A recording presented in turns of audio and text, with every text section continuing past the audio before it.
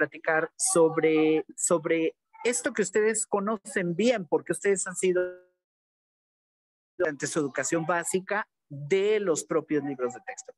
Entonces, ¿hacia dónde podemos dirigir todo este espacio y cómo podemos ir transformándolo? Porque ahí ustedes, profesores en formación, profesores investigadores de las lenguas y los que estamos en campo, podemos aportar mucho. Además de ser profesor de primaria, trabajo en el Centro de Autoacceso y Mediateca del ENES UNAM Morelia, de la Escuela Nacional de Estudios Superiores de la UNAM en la Unidad Morelia, en el Departamento de Lenguas, y soy asesor de inglés.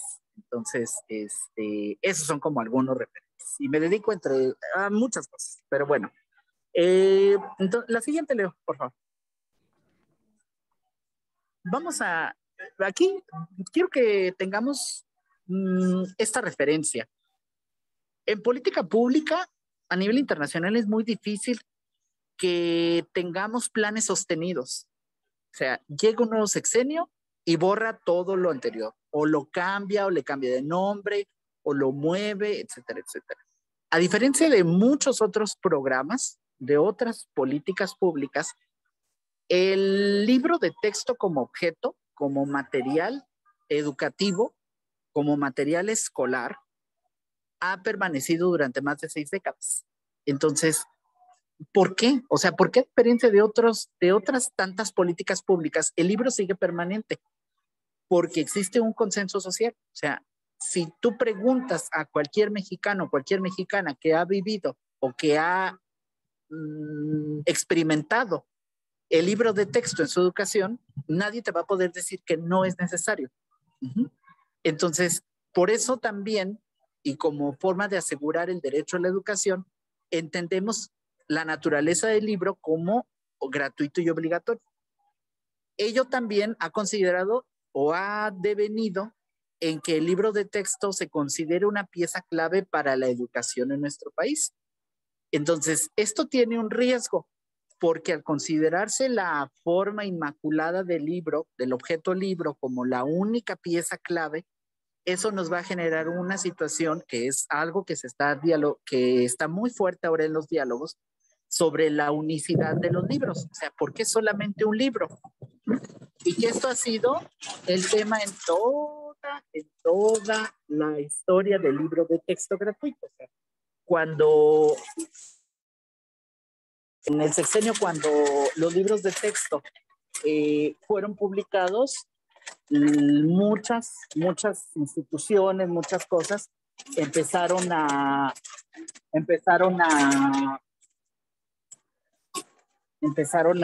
quejarse, ¿no? De que cómo era una sola visión de Estado y entonces, sí, por favor. Sí, se cayó.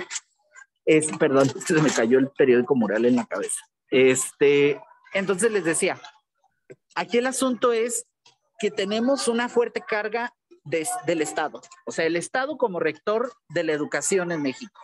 Entonces, el Estado tiene el control de las escuelas, del magisterio, de las nóminas, de los materiales, de todo, de absolutamente todo. Entonces, este control gubernamental pues también llega a los libros de texto gratuito. Las reformas educativas se plasman en los contenidos. No podemos hacer un libro si no tenemos reforma curricular. Entonces, desde la última reforma muy fuerte, hemos tenido varias reformas. En 1972 tuvimos una reforma. En 1993 tuvimos otra reforma. Se incorporan todos los conocimientos que hasta ese momento había sobre la enseñanza de las lenguas. En 2011, en 2004, en 2007, en 2011, en 2017 tenemos cambios todavía a las reformas, a las asignaturas, pero el cambio más fuerte en los últimos 20 años fue en 2017 cuando se lanza el Plan Nacional denominado Aprendizajes Clave. Entonces, ese es nuestro último referente. Pero tenemos un cambio en el currículo, deviene en cambio en los libros. Ajá. Y hay una relevancia también sobre el concepto histórico de la educación y las orientaciones. Lo que se entendía de educación en 1972 es diferente a lo que se concibe en los albores del 2000 y mucho, muy diferente a lo que estamos discutiendo ahora. O sea, pasamos del estructuralismo funcional por ejemplo, en las lenguas, al enfoque comunicativo y funcional, del enfoque comunicativo y funcional pasamos a prácticas sociales de la lengua y de prácticas sociales de la lengua en este momento estamos discutiendo la incorporación o la apropiación de pedagogías críticas y la transdisciplinariedad en educación básica. O sea, todo lo que haya de tendencias educativas a nivel global se van a absorber en este currículo, se reinterpreta el ciudadano, el mexicano que queremos formar, se restablece también el perfil de egreso, como decía el ponente anterior, y entonces es que vamos a crear nuevos materiales. Ajá. En esencia, eso es lo que vamos a estar vislumbrando. La siguiente, por favor.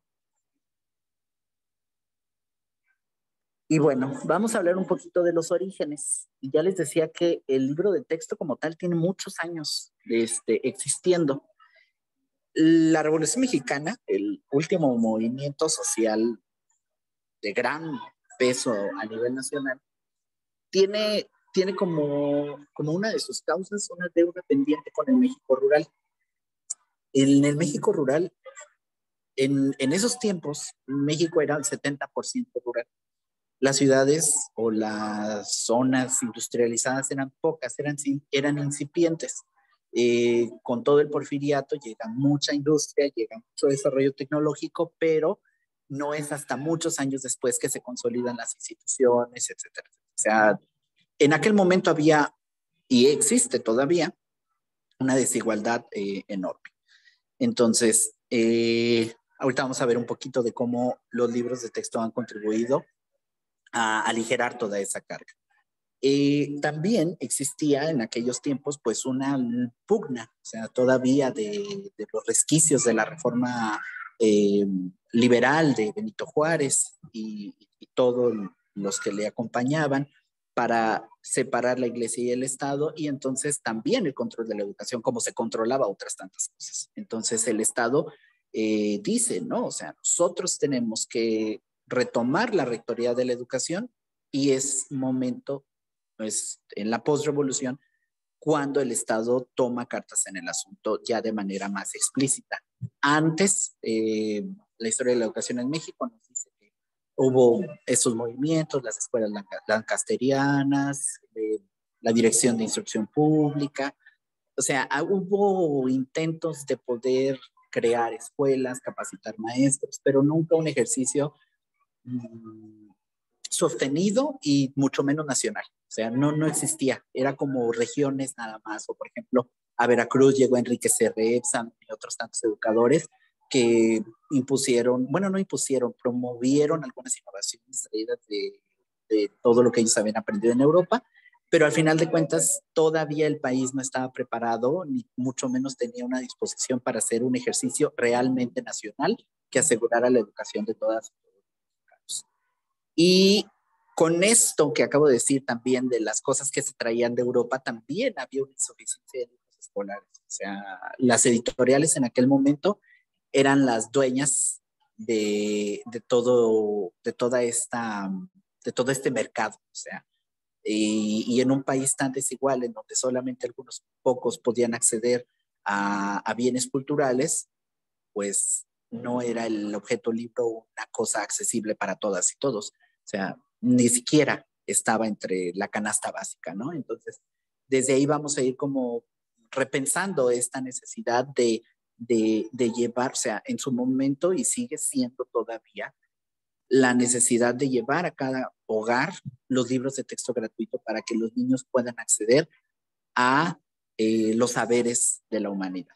Entonces, las editoriales se encargaban de todas estas, de la edición, publicación, de producción, diseño, producción, distribución y venta de los libros, pero no siempre eran ni de buena calidad y los contenidos pues no están contextualizados. O sea, llegaban los libros de Europa, traían los contenidos, traían referentes europeos y propiamente pues no había algo que fuera mexicano, ¿no? Y también les comentaba un poquito hace rato la participación de grupos como, por ejemplo, la Asociación Nacional de Padres de Familia, los partidos políticos, el ejército y organizaciones diversas. Cuando surge el libro de texto, pues todo mundo se fue en contra de él, ¿no? Surge en un periodo socialista, entonces todo mundo dijo que era el fin del país, los niños iban a estar ideologizados y que entonces los iban a obligar y bla, bla, bla, bla.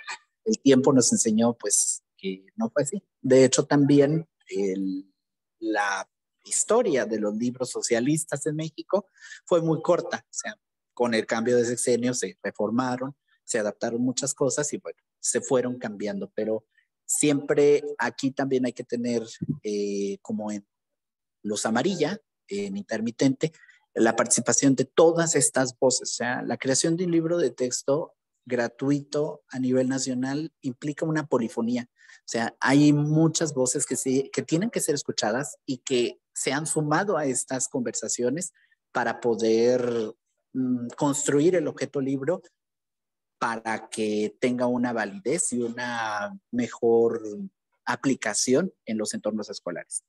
Y los ataques, pues no propiamente son a todas las cosas. O sea, generalmente cuando estemos en la reforma de los libros de texto, nunca van a escuchar que alguien critique, no sé, ciencias naturales o geografía, ¿no? O sea, generalmente el tipo de críticas van apuntadas nada más a ciertas asignaturas, ¿no?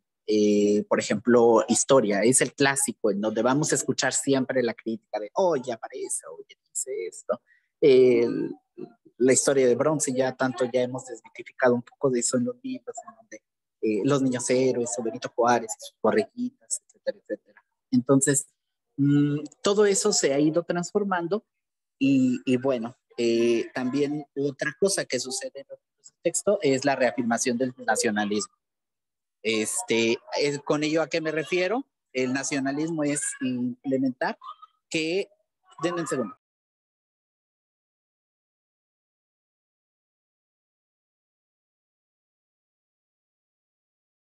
perdón. Entonces les decía, es esta idea del ser mexicano. O sea, yo voy a educar para formar un mexicano. ¿Qué cualidades le tengo yo que ofrecer?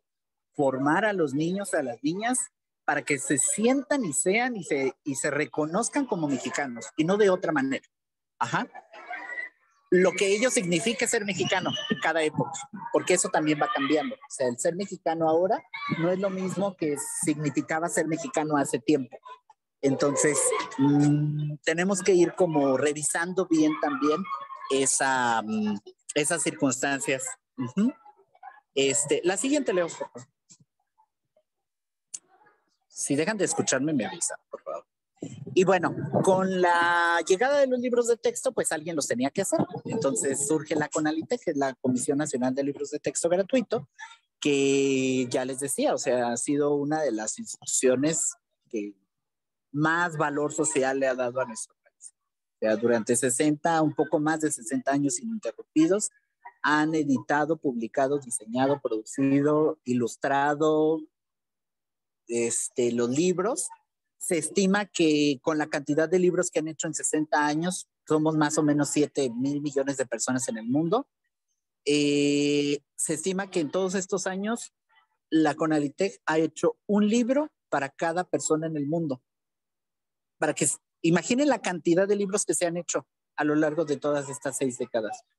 La CONALITEG es una de las editoriales más grandes y bueno, la inversión pública federal que se hace pues es una inversión muy importante para todo lo que implica hacer los libros de texto. A diferencia de otras editoriales de otros países, el modelo de la entrega de los libros de texto gratuito a nivel mundial, México es pionero y México es de los únicos que lo tiene de principio a fin. O sea, en otros países se entregan libros, pero no quiere decir que los hagan los ministerios de educación o las secretarías de educación. O sea, pero en México sí desde cero hasta que se entrega en la última escuela, ahí es en donde la CONADITEC se encarga. Entonces, en otros países se compran los libros, se regalan, se dan cupones, etcétera, etcétera. Entonces, por eso es que el modelo de entrega de libros de texto gratuito es único a nivel global. Ha unificado el sistema educativo nacional.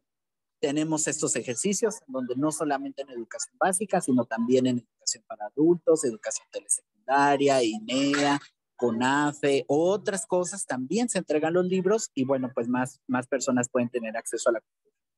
Y es una política permanente y arraigada, pero también responde a una visión que se tiene del país en el momento. Ahorita yo, por ejemplo, les puedo decir de los foros a los que he asistido, en los que he participado sobre el nuevo libro de texto, ahorita en toda esta retórica nacional sobre la naturaleza, sobre la austeridad, sobre la igualdad, sobre la interculturalidad crítica, sobre la perspectiva de género, sobre otros temas de interés nacional, ahora se van a plantear y lo más seguro es que en los próximos años vamos a tener muchas discusiones sobre los nuevos libros de texto, por las cosas que se están planteando. Y eso es bueno, porque los niños necesitan saber sobre todo esto. Por ejemplo, hoy, 8 de marzo, estuvimos platicando, yo tengo niños de segundo grado, niños de 7 años, y en la mañana estábamos platicando sobre el 8 de marzo y los niños se muestran muy sensibles a este tipo de conversaciones. Para los niños no es ajeno lo que está sucediendo en su mundo. De hecho, les interesa saber lo que está en su mundo. En los últimos días hemos hablado de la guerra, de la violencia por los hechos del sábado, por ejemplo, en Querétaro. Hablamos de la violencia contra la mujer, hablamos de contaminación, hablamos de otras cosas, ¿no? Y bueno, entonces, no es que sea solamente una idea del gobierno que tenga que hablar de eso. O sea, es lo que están viviendo los niños, es lo que está viviendo el mexicano que se está formando. Entonces, son cosas que tienen que discutirse, son cosas que tienen que surgir en el aula, en las interacciones pedagógicas diarias, y por eso es que su relevancia en la incorporación del nuevo currículo. La siguiente, Leo, y que bueno, por ejemplo, en otro momento, pues eso no existiría. O sea, si revisan, por ejemplo, los libros de 1970, 1980, del primer año, por ejemplo, hay una lección en donde, por ejemplo, para enseñar la letra F, tenían una lección en donde había una foca muy curiosa y decía el texto, la foca fuma.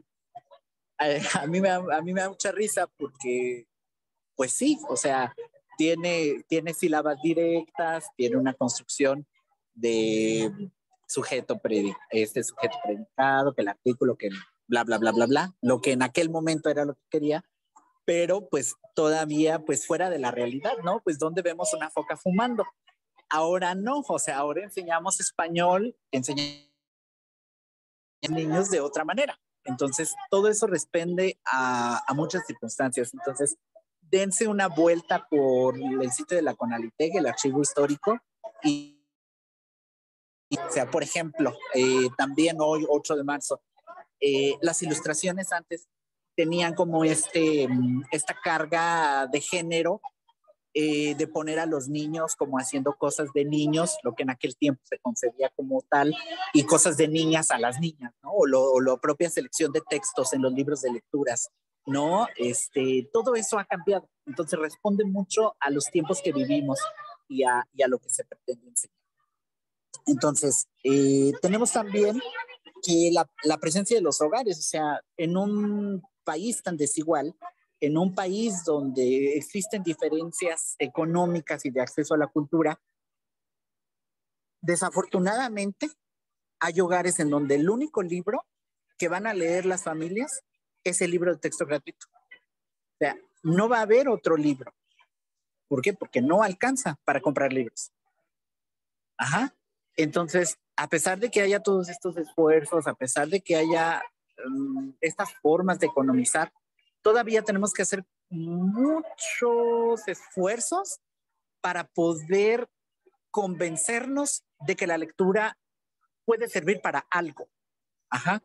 Entonces, de que habite en nosotros, de que nos la apropiemos. Entonces, si todavía estamos en ese camino, el único libro que mucha gente va a leer en su vida van a ser los libros de texto. Entonces, por eso es que son tan entrañables para muchas generaciones. Eh, no sé, ustedes son más jóvenes que yo, pero por ejemplo, el libro del perrito, para los que estuvieron en el 93, ustedes deben estar están en licenciatura, deben tener 17 años, ustedes ya fueron 2004, no, ustedes les tocaron los libros de principios del milenio. Esos libros que pues eran, bueno, no feos, es que eran curiosos en las ilustraciones. Entonces, pero a todos los de mi generación, por ejemplo, yo que soy del 90, pregúntele a alguien de mi grupo de edad y todos se acuerdan del libro del perrito. El libro del perrito, Pato Chato y todas esas cosas, ahí van a estar. O la portada de la madre patria guiando a todo el país, ahí está. O sea, también ahí en la pintura de Camarena hay una fuerte carga ideológica de Estado. O sea, el Estado lleva, la madre patria es la que nos dirige a todos, porque es la que dirige al país. Es el Estado el que lleva las riendas y detrás de ella vamos todos. Ajá. Y eso ahí lo vamos a encontrar, ¿no? Librocentrismo, después de 60 años, pues ya hemos normalizado el uso del libro como un material didáctico y no debería ser así, o sea, hay otros materiales. Y desafortunadamente las prácticas escolares cotidianas lo que hacen las prácticas escolares cotidianas es que pues abre tu libro, responde tal página y sale. Y siguiente libro y otro libro y otro libro. Entonces, la variabilidad que tenemos en torno a cómo trabajamos en las aulas, pues ha disminuido. O sea, necesitamos repensar la forma en que estamos organizando las prácticas escolares cotidianas. Y no hay reforma curricular, o sea, esto lo digo porque en primaria actualmente estamos trabajando con el plan de 2011, con el plan de 2017 y con lo que creemos que es la nueva escuela mexicana.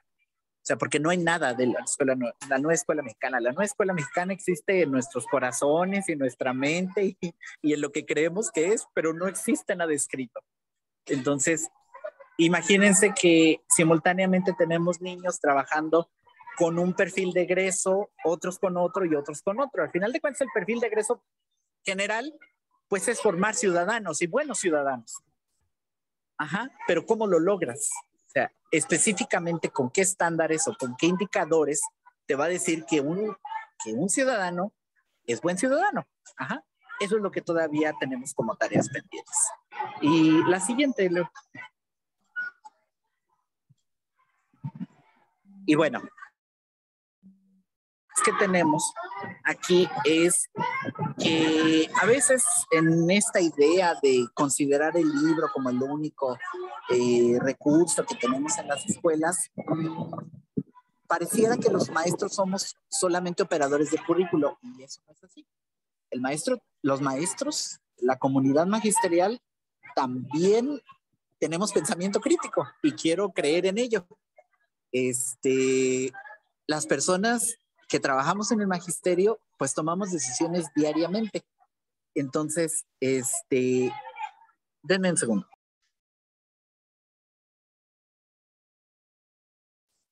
Sí, gracias. Entonces, no todas las respuestas las tiene el libro. Entonces, y aquí es por eso también es muy importante la formación de los maestros, de cualquier tipo de maestros, urbanos, rurales, maestros de niños en situación hospitalaria, maestros de niños migrantes, maestros en comunidades indígenas, maestros en primarias bilingües. O sea, la diversidad de escuelas y la diversidad de niños que son atendidos a nivel nacional es tan amplia que de verdad debemos de tener debemos de luchar por una formación inicial sólida, en donde los maestros tengamos o podamos expresar toda esta actividad pedagógica de una manera más integral. Los libros para el maestro, hace tiempo existía una biblioteca, la Conalitec publicó una biblioteca para el maestro y ahora pues ni siquiera, o sea, no existen apoyos para los maestros, no hay libros con sugerencias metodológicas para los maestros.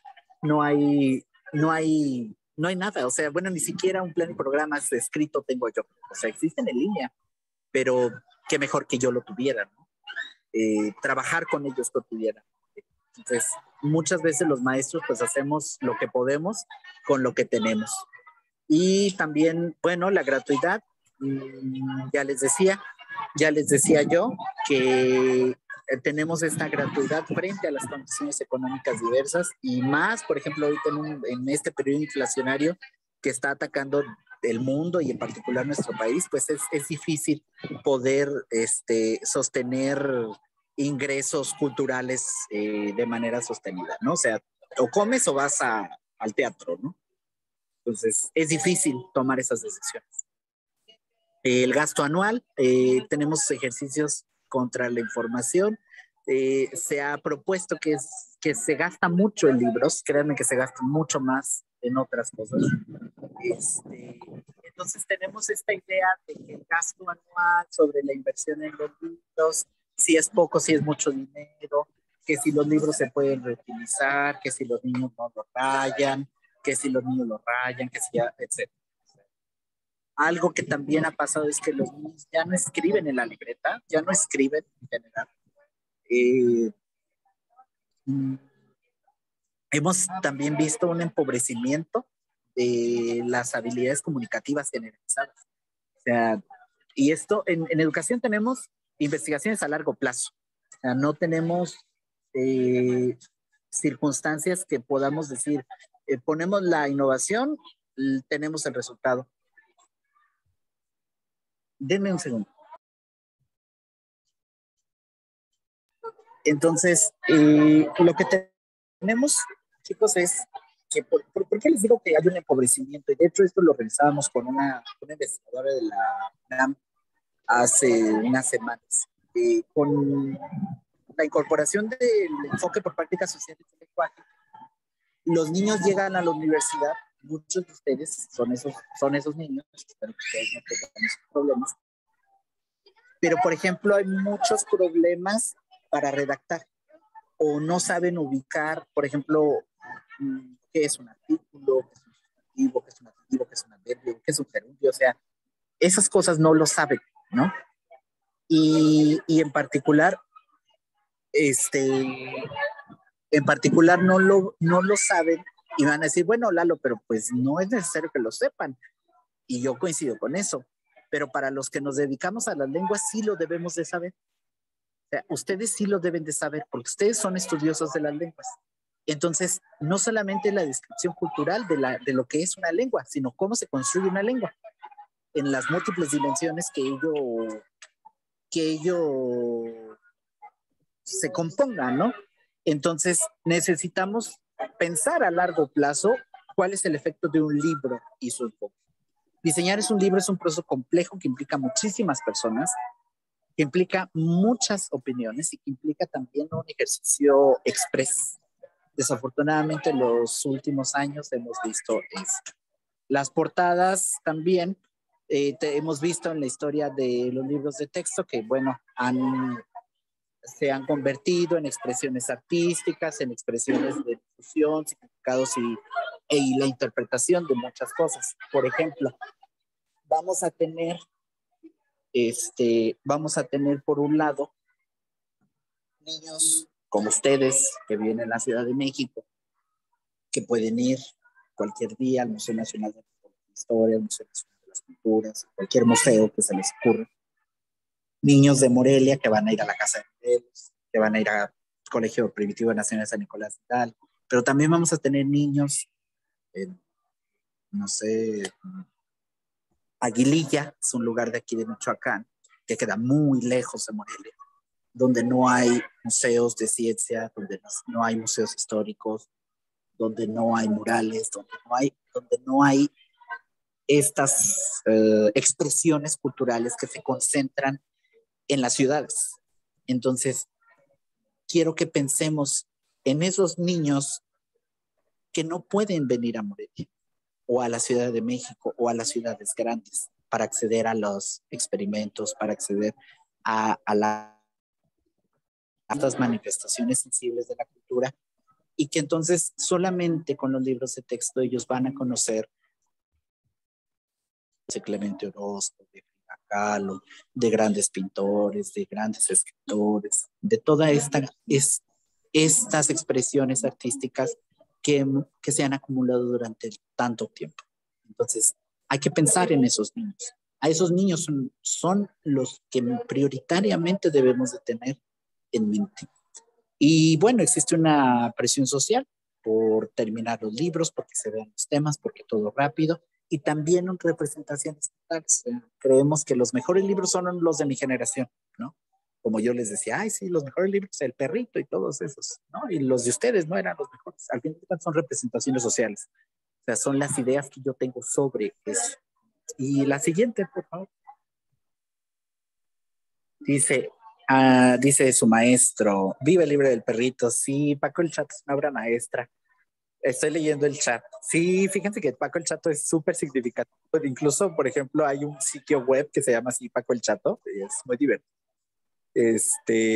Larga vida al libro del perrito. Me toca el libro del perrito. Una nacionalista, condenada, con afecto a las lecciones y la actividad. Sí, cada uno tenemos como esta relación de generalmente de afecto al libro de texto. O sea, el libro de texto evoca el, el ir a la escuela, levantar temprano, cargar el atlas que no cabía en la mochila, no sé, como todas estas cosas de infancia que son muy significativas. Y la siguiente, ya, los maestros, y recortes al presupuesto. Esto también es importantísimo, o sea, se habla de hacer llegar más la cultura. Ahorita voy a hablar un poquito más sobre los libros de textos para lenguas indígenas y justo lo que decían antes de que comenzara yo, o sea, ¿cómo propones las lenguas originarias, las 364 lenguas del país como lenguas nacionales o las consideras así en la Constitución, pero les quitas dinero para que sean estudiadas, sistematizadas y que produzcan libros de ellas? O sea, es una contradicción, la verdad. Eh, y autonomía, o sea, ahora se habla mucho de autonomía, pero el libro único no permite que seamos autónomos, porque vienen las instrucciones de lo que hay que hacer. Entonces, muchos maestros, por comodidad, pues realizamos estas actividades de abre tu libro, página 1, página 2, página 3, bye, a tu casa. Entonces, ¿dónde queda la autonomía? ¿Dónde queda la regionalización de contenidos en donde ahora me preocupa algo que es un tema local y no un tema que tal vez esté alejado a mi realidad? La siguiente, Leo, Pro. Déjenme ir más rápido porque ya se me acaba el tiempo. Bien, existe una desconfianza en el papel de los docentes. La pandemia nos ha traído un montón de situaciones de cómo vamos a volver a reestructurar la vida escolar, los planes de estudio. Ya les decía que aquí tenemos los 3 planes que están cohabitando en las escuelas actualmente. Les ponía la fábula de la liebre y la tortuga. O sea, la liebre son los cambios acelerados. No, la liebre es el Estado y la tortuga pareciera que son los cambios que tenemos en la cotidianidad. Y si recuerdan la fábula, la liebre por quedarse dormida perdió y la tortuga ganó. O sea, nos están ganando en educación básica todos los cambios porque todo cambió. Entonces, ¿dónde estamos? O sea, el Estado se está quedando corto para poder llegar a este asunto, ¿no? De la adaptación a los tiempos. La entrega, desafortunadamente, no siempre es uniforme. Desafortunadamente, también en los últimos 2, 3 años hemos visto que no todos los libros llegan incompletos. Y eso que yo les hablo de la ciudad. O sea, imagínense lugares más desfavorecidos o que han sido más vulnerados a lo largo de la historia. ¿Qué pasa con esos lugares? Estamos en una encrucijada en donde el diseño universal de contenidos eh, debe de ser una prioridad. El diseño universal no quiere decir que sea un diseño único. El diseño universal de aprendizaje se refiere a que vamos a diseñar un currículo en donde quepan todas y todos. Y eso la verdad es que es un ejercicio crítico México es un ejercicio que nos debe de realmente poner en diálogo horizontal a todos. O sea, si los libros son una preocupación, si los libros son una solución en sí mismo, debemos de ponernos a dialogar sobre esto. En un diálogo real en donde sí se escuchen todas estas representaciones. México ha cambiado, o sea, ya no es el México de hace 60 años, cuando era mayoritariamente rural, ahora es todo lo contrario. Ahora el 70% de México es urbano, el 30% es rural. Ello implica muchas cosas y bueno, o sea, se ha transformado en nuestro país. Pese a los grandes esfuerzos por abaratar los libros, por ejemplo, todo el Fondo de Cultura Económica, o sea, el libro pues no sigue siendo así como de, ay, sí, me compro una chela o compro un libro. Ya ustedes sabrán cuál es la respuesta, ¿no? Aprende en casa, fue la respuesta del gobierno para abordar todo esto de la pandemia, en casa 1, 2 y 3. Y ahí fue cuando también nos dimos cuenta que el libro de texto estaba desvinculado a un trabajo autónomo, o sea, era muy, o sea, necesitaba que hubiera un adulto para que los niños lo pudieran contestar. No había o no hubo esta conexión entre que los niños pudieran hacer las cosas solos, ¿sale? O sea, necesitaban un maestro que estuviera ahí. Y existe en particular cómo presenciamos los libros de texto gratuitos de las lenguas indígenas. Tenemos la suma de la apreciación lingüística. O sea, en los libros vamos a encontrar, sí, por ahí de vez en cuando un poema en náhuatl, un poema en maya, un poema en purépecha y ya. O sea, para que los niños vean que existen otras formas de que la gente habla y escribe. Pero todavía hace falta todavía incorporar las místicas, las formas de organización, más recursos gráficos de lo que, de toda la riqueza de nuestras comunidades. O sea, hace falta todavía mucho porque el libro de texto y la apreciación lingüística está pensada para la lengua mayoritaria, está centrada para la lengua mayoritaria. Entonces, también, por ejemplo, tenemos... Denme un segundo.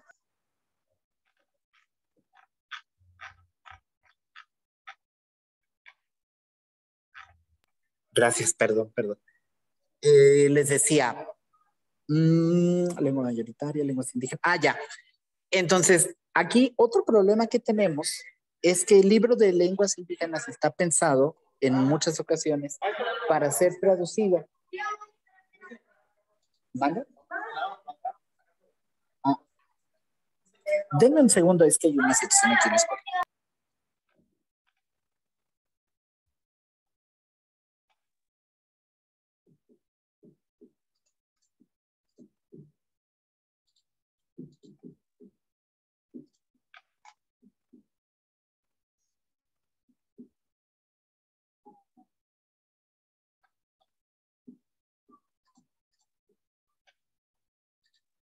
Ah, ya. Entonces les decía, entonces se piensa que el libro, de hecho, eso lo dijo Marx Arriaga. Marx Arriaga es el director nacional de materiales educativos. Yo participé en la edición, en el diseño de los libros de texto gratuitos del año pasado. Fui evaluador. Entonces, en una de las pláticas que nos dio Marx Arriaga, él dijo, ay, o sea, es re fácil hacer libros. O sea, libros de lenguas indígenas, este libro nada más luego llamamos a otros de las comunidades indígenas y que los traduzcan. ¿Qué problema hay en eso? Yo la verdad, eso a mí me dio pena ajena. O sea, como un funcionario federal diciendo, para empezar, pensar que el proceso de traducción es algo sencillo. Una.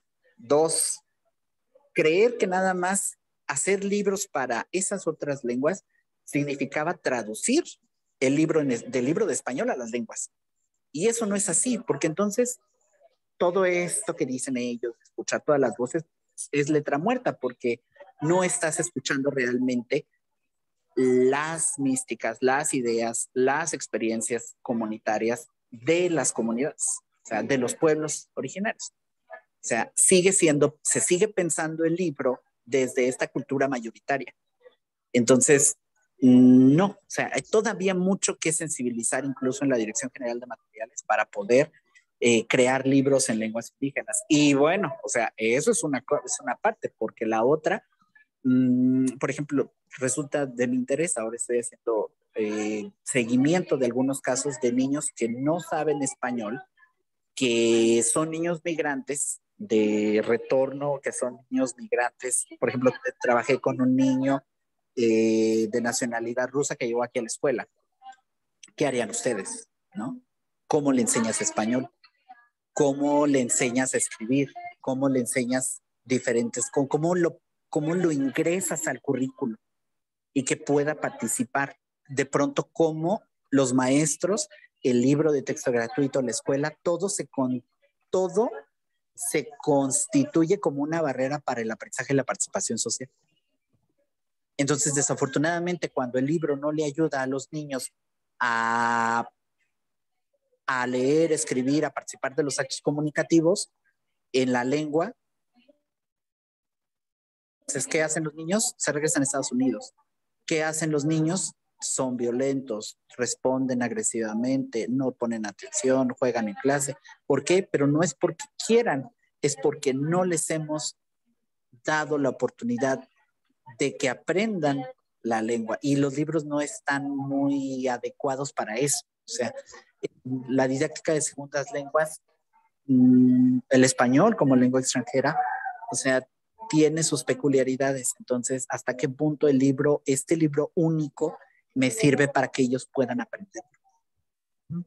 Entonces, hay mucho todavía que revisar, y yo les pongo ejemplos como muy concretitos, ¿no? De lo que yo vivo aquí en la zona urbana donde trabajo, pero también qué es lo que pasa, con niños, por ejemplo, jornaleros de migración interna, qué es lo que pasa con niños que nacen aquí, por ejemplo, y se van a emigrar a Estados Unidos. O sea, la brecha que tenemos de enseñarles inglés a los niños como lengua extranjera es todavía muy grande, porque en las primarias pues les enseñamos, no sé, colores, alfabeto, animales, como grupos semánticos, algunas estructuras gramaticales, pero no suficientes elementos como para que participen en ir a comprar una hamburguesa o hablar con alguien en la escuela, ¿no? Que podrían ser escenarios que podrían tener. Obviamente no enseñamos inglés como lengua extranjera para que se vayan a migrar. O sea, les enseñamos inglés para que amplíen, o sea, como parte del campo formativo de lengua, de pensamiento y lenguaje. Les enseñamos inglés para que sepan que hay otras formas de comunicarse. Pero en la realidad concreta de muchas niñas y muchos niños, al menos, no sé, 80,000 michoacanos, se les está dando seguimiento a esto. 4 millones de michoacanos están en Estados Unidos, 4.6 vivimos aquí en Michoacán. Imagínense la cantidad de michoacanos que están allá. Es casi prácticamente la misma cantidad de michoacanos que vivimos aquí. ¿Cómo aprendieron inglés los que están allá? ¿Cómo aprendieron español los que regresaron para acá? Entonces, ahí creo que es una apuesta muy interesante para ustedes que están en formación, para nosotros que trabajamos en los centros de lenguas, pues para poder dirigir nuestros esfuerzos a acercarnos a estas otras expresiones del aprendizaje de las lenguas. La siguiente, por favor. Y bueno, aquí me voy un poquitín más rápido. Igual la presentación se las puede mandar su maestro con toda confianza. Si tienen alguna duda, comentario y algo que quieran extender, ahorita creo que me quedan como 10 minutos. Entonces, se los comento así rapidísimo. Les decía, el proceso de producción de libros a lenguas indígenas ha experimentado esta suerte de procesos. O sea, se produce en español, se traduce y se entrega. Y a veces ni se entrega. O sea, yo he visitado escuelas de la región indígena de Michoacán, de la región purépecha de Michoacán, y ni siquiera llegan. O sea, hay escuelas donde no. Entonces se utiliza el libro de lengua materna español y no hay cómo trabajar purépecha. En Michoacán tenemos 5 lenguas originarias, otomí, mazahua, purépecha, Se me olvidaron las otras dos.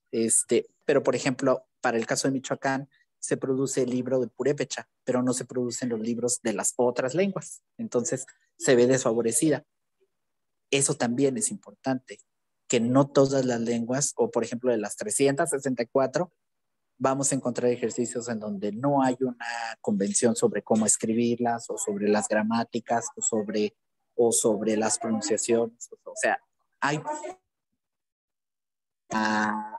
en las propias lenguas hay desencuentros. Por ejemplo, aquí en la región de los 11 pueblos de Michoacán, vamos a encontrar que una variante del purépecha se escribe de una forma, pero la otra variante, que es cruzando la sierra, se habla de otra manera y se escribe de otra manera.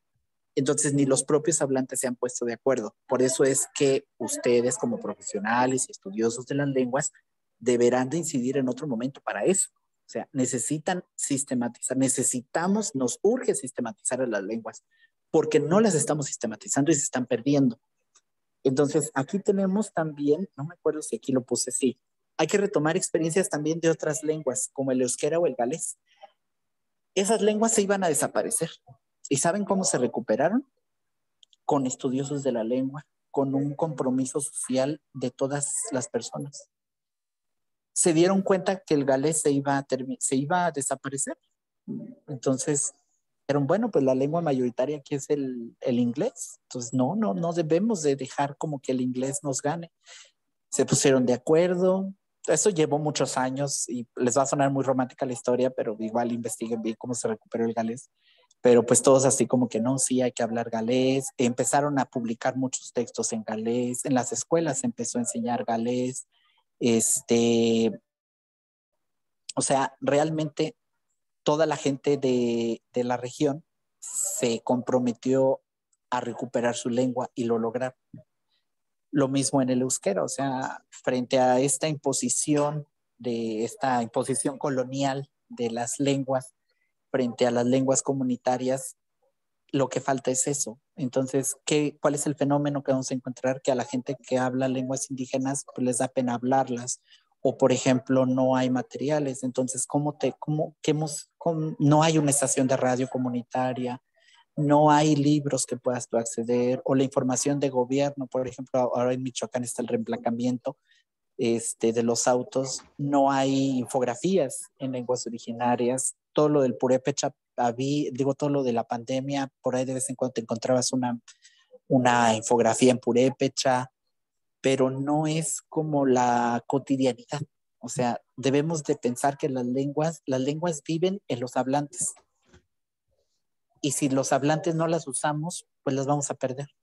Entonces, y eso es una carencia de programas a largo plazo, porque si no tenemos programas de estudio, sistematización, difusión, producción, comunicación, bla, bla, bla, bla, bla, de las lenguas, o sea, si no nos comprometemos como hablantes a hablarlas, si ustedes como estudiantes del ENALT eh, mmm, tenemos como esta idea todavía, o no nos sentimos como muy cercanos a aprender una lengua indígena, también estamos, o sea, ¿qué estamos haciendo nosotros con nuestras propias lenguas nacionales? Y fíjense que luego, hace 3 años, 2 años, organizamos un congreso y fui a una entrevista de la radio y me decía el locutor, es que porque siempre es que también tenemos las lenguas originarias. Al locutor, el problema es que la gente no quiere aprenderlas. O sea, de las 15 lenguas que puedes aprender ahí en el CAM, que es el lugar donde trabajo, Purépecha tiene como 5, a lo máximo 10 hablantes. Y francés e inglés están así atiborrados, ¿no? Muchos luego de los defensores de este indigenismo, herencia de los 60, 70, teníamos esta idea de recuperar al indígena. De hecho, también en la historia del INPI, del INALI, o sea, hubo una época en donde de manera institucional se quería forzar a los pueblos indígenas a dejar de hablar sus lenguas. O sea, eso es una realidad, porque era la percepción que se tenía. O sea, ser indígena significaba ser menos. Ahora, pues esos discursos ya no caben, dando lugar en los espacios cotidianos. O sea, en los papeles ya no se dice, pero en las aulas, en la calle, en todos estos microrracismos que todos los días somos mm, espectadores o que somos partícipes de ellos, pues eso existe. Entonces, desafortunadamente todo eso trastoca los libros de texto gratuitos. Y también, bueno, o sea, apenas yo les hablo de una de las cosas que es lenguas indígenas, pero en la diversidad, en la atención a la diversidad y una inclusión real, o sea, todavía hace falta hablar de los libros para educación especial, telesecundaria, telebachillerato, educación superior. O sea, hablamos ya de que la educación en México, la educación media superior es obligatoria en México, pero no hay libros. Entonces mucha gente son caros y los libros pues, no los pueden comprar y dejan de estudiar porque son caros. Y ya, entonces lo digo y ya porque desafortunadamente así pasa. Entonces tenemos muchas tareas pendientes y estas las dejo a ustedes, estudiantes del ENALD. O sea, hay que consensar alfabetos, documentar las lenguas, identificar las variantes, letrar los ambientes. No es nada más que tengamos el libro en donde viene un poema o es una antología de poemas en lenguas indígenas. Ajá. ¿Dónde están los libros de experimentos? ¿Dónde están los libros de arte? ¿Dónde están los libros de historia? ¿Dónde están los libros de matemáticas en sus propias lenguas? Que dejemos de pensar al libro de lenguas originarias desde el español traducido a. O sea, tenemos que producir libros para ellos, como los producimos para nosotros en español, lo que se produce en inglés, francés y todas las lenguas del mundo. Entonces, hay que atender a problemas, hay que atender a referentes locales y eso también es un plan de muchos años. O sea, ¿qué pasa con la educación secundaria? ¿Qué pasa con la educación multigrado? ¿Cómo se distribuye el gasto? O sea, producimos libros para la mayoría, pero para las minorías, ¿dónde están los libros de texto para esas minorías? La siguiente, Leo, por favor. A ver, en lo que le cambia, en el chat. Gracias, nos podría compartir. Sí, denme 4 minutos y termino. Los libros son una pieza simbólica en un complejo sistema pedagógico. La siguiente, Leo, por favor. Y bueno, ¿qué podemos hacer? Tenemos un montón de cosas que hacer. Tenemos que aumentar la investigación, cómo se evalúa, cuál es el impacto, el uso, la importancia, la producción, los procesos de enseñanza-aprendizaje, las metodologías, la pertinencia de los libros. Hace falta muchísimo trabajo todavía en investigación. Hace falta mucho trabajo en investigación educativa sobre qué pasa con los libros de texto. La educación obligatoria se amplía, ya lo decía con la educación media superior, o sea, todavía nos hace falta también indagar si los libros que se producen para ellos son los adecuados. Lo de textos, libros de texto para pueblos indígenas, ya lo he comentado. Incluso aquí le agregaría esto, o sea, decía Marx Arriaga, ¿no? Ay, pues sí, solo tradúzcanlos. Pero el problema es que no de todas las lenguas hay intérpretes, no en todas no hay intérpretes certificados, no hay traductores, no hay diseñadores, falta todavía como esta formación docente, porque hacer un libro implica que tú sepas cómo hacerlo. O sea, necesitas tener conocimiento pedagógico y didáctico. Entonces, no es nada más como que sientes al primer hablante que te encuentres en la calle y lo pongas a hacer libros. O sea, no funciona así, desafortunadamente. Tenemos estos avances en política lingüística, pero tenemos procesos de retroceso.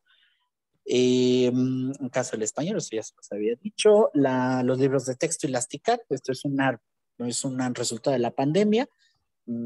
¿Cómo sí vamos a aprovechar las tecnologías de la información, la comunicación, el conocimiento, el aprendizaje y la difusión? Las bibliotecas, ahora vamos a pensar, una de las propuestas que tenemos nosotros de la Secretaría de Educación Pública en el Estado de Michoacán es la necesidad de ecosistemas de materiales educativos.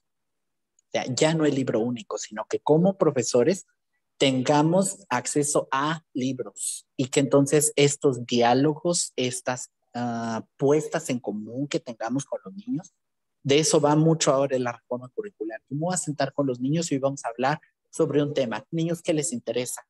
Me interesa mucho lo que pasó en Querétaro. ¿Por qué la violencia? Ok. ¿Qué les interesa de la violencia? Entonces, a partir de eso, yo, profesor, voy a crear toda una secuencia de aprendizaje en donde pueda utilizar los saberes de lengua, de matemáticas, de ciencia, de tecnología, de artes, de todas las áreas del conocimiento para que los niños puedan movilizar esos saberes y puedan tener una postura ante las situaciones que los están en las condiciones contextuales en las que están viviendo. Uh-huh. Y eso pues va a implicar todavía mucha formación. La atención a la diversidad, ahora tenemos estos ejercicios en donde la diversidad ya aparece más, la diversidad de familia, la diversidad de cuerpos, la diversidad de tonos de piel, niños que aparecen con implante coclear, niños que aparecen con sillas de ruedas, bastones, niños con una pierna, etcétera, etcétera. ¿Por qué? Porque eso existe. Entonces también es necesario que los niños se vean representados en esas imágenes, ¿no? Que eso es natural y que eso existe y que son condiciones de vida. Entonces, simplemente somos diferentes. El arte y patrimonio, no hay que olvidar darle continuidad a todo este acercamiento al patrimonio cultural de México para conservarlo, cuidarlo, promoverlo. Y la siguiente, Leo, por favor, y creo que ya es la última. Tenemos todavía mucho trabajo en educación multigrado. Tenemos que también trabajar, aumentar los esfuerzos para trabajar en el ejercicio de la autonomía real, la perspectiva de género, más allá del lenguaje inclusivo, más allá de todas estas discusiones como muy inacabables e inacabadas. Encontrar también es que la perspectiva de género va más allá. O sea, todas las pedagogías, no, un segundito. Entonces, lo que tenemos en las pedagogías feministas, o sea, vamos a encontrar que es más allá. O sea, no, créanme que si la violencia de género se terminara solo con incluir la E o la X, desde cuando ya lo hubiéramos terminado. Entonces, creo que luego muchas de las discusiones sobre este tema se reducen a eso y no es así, es una parte. No digo que no debe de existir. De hecho, a mí me interesa mucho. No,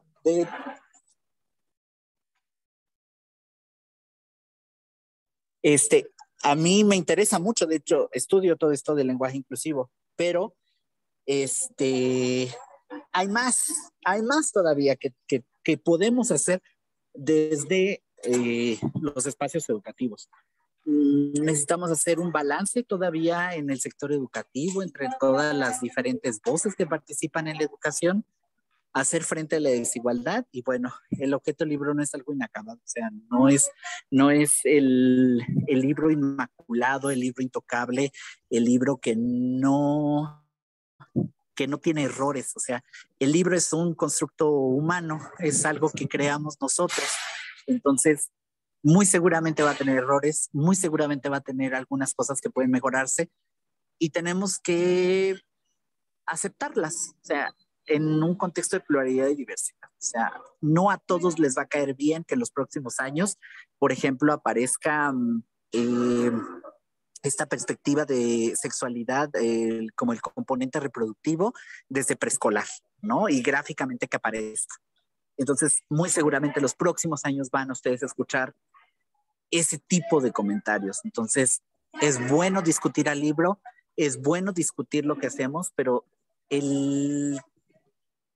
la educación va más allá del libro. O sea, hay otras cosas que también debemos de enfrentar para acabarlos con las desigualdades. Y creo que la siguiente es la bibliografía. Otras. Hay que fortalecer la educación normal, aumentar más el trabajo en educación socioemocional, repensar el libro.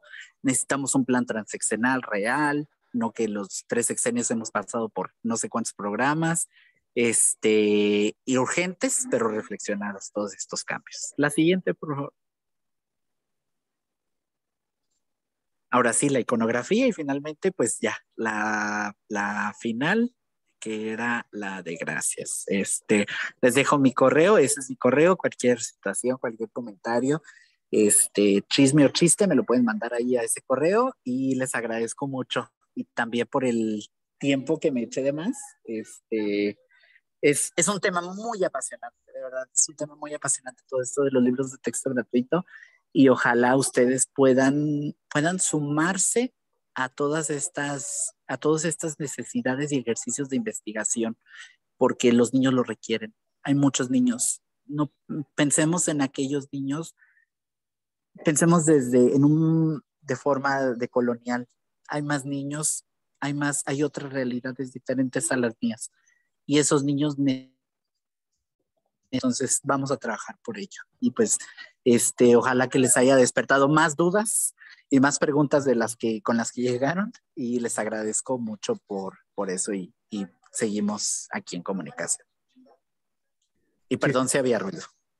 gracias.